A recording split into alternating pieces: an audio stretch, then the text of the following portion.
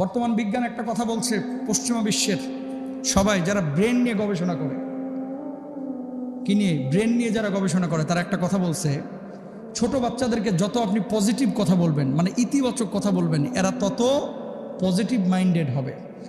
আর যত আপনি নেগেটিভ কথা বলবেন, খালি না এটা করিস না, ওটা করিস না, ওটা করিস না, ওটা ধরিস না, ওটা বলিস না, এরকম আছে না কিছু লোক সারাক্ষণ খালি স্যাপস্যান করতে থাকে সারাক্ষণ।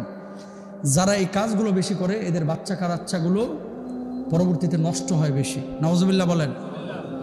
আমার নবী ছিলেন বাচ্চাদেরকে কখনো ওই যে প্রহার করেন নাই।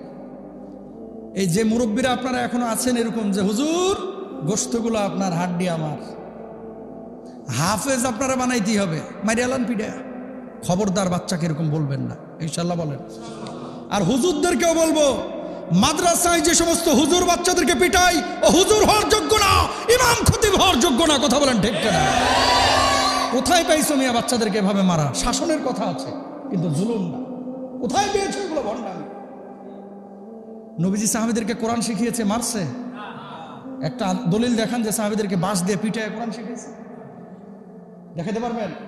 যদি মুফতি সাহেব দেখেন হাত তুলেন যে হুজুর আমি জানি, দেখেন একটা দলিল।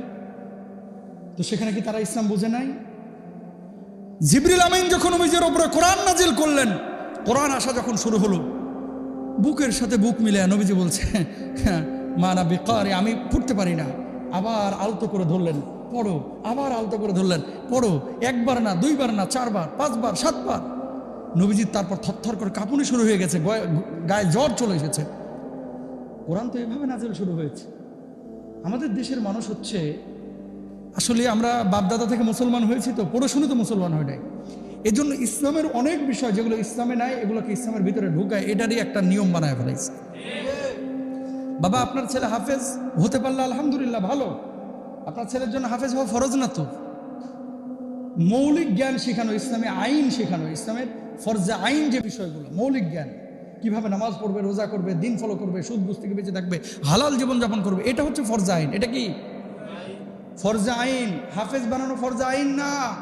যদি হয় আলহামদুলিল্লাহ, নূরুন আলা নূর, আপনি হাফেজের বাবা, কিয়ামতের ময়দানে আল্লাহ আপনাকে ইজ্জত দেবেন। না হয় পেরেশানির কিছু নাই তো, ওরা নিয়ে এসে আপনি আলিয়া মাদ্রাসায় দেন, কমি মাদ্রাসায় দেন, অন্য জায়গায় দেন, বা স্কুলে পড়াইলেও প্রতিদিন আপনি মাদ্রাসার সাথে তাল্লুকাত রাখেন। হুজুর হাড্ডি আপনার, গোশত আমার, এই গোশত আপনার, হাড্ডি আমার, এই সমস্ত কথা আগের যুগে মানুষ না বুঝা বলছে। আমার বাবা বলে আসছিল, আমার বাবাও বলে আসছিল ছোটবেলায়, কিন্তু এই কথা এখন বলা যাবে না, কারণ এখনকার বাচ্চারা অনেক সফট। মোবাইল আপনি বুঝেন কি, কদ্দুর বুঝেন? ওদের হাতে দিয়ে দেখেন। এটাকে আপনি স্কুলে শিখাইছেন? কথা বলে না। যে কথাগুলো বলতেছি এগুলো কিন্তু আমার কথা বলতেছি না। বিশ্ব চলছে এক গতিতে, বাংলাদেশ চলছে আর এক গতিতে। কথা বলেন না কেন?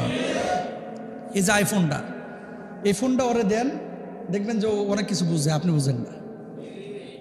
চাচারে দিলে চাচা খালি লারবো, এটা হলুদ সাদা, আর ফোন আসলে খালি কচ করছে, কই নীলটা কোনটা, টিপ মারে আর ধরে, আর লালটা কাটছে ফোনটা ইয়া করে দেয়, রেখে দেয়, মানে লালটা দিয়ে কাটে, সবুজটা দিয়ে ধরে। এই থিম ছাড়া আর কিচ্ছু জানে না।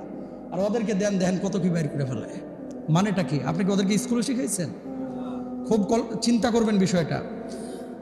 এই জিনিসগুলো ওরা শিখছে কিভাবে? নিজে নিজে টিপে টিপে কিন্তু শিখে ফেলাইছে। তার মানে কি, যারা এটা নিজে শিখতে পারে তাদের ভিতরে ক্রিয়েটিভিটি আছে, অনেক জিনিস ওরা বুঝে যেটা আপনি বুঝেন না। তার মানে কি, আল্লাহ তাআলা তাদের মেধাটাকে ওইভাবেই কিন্তু এখন তৈরি করে দিয়েছে।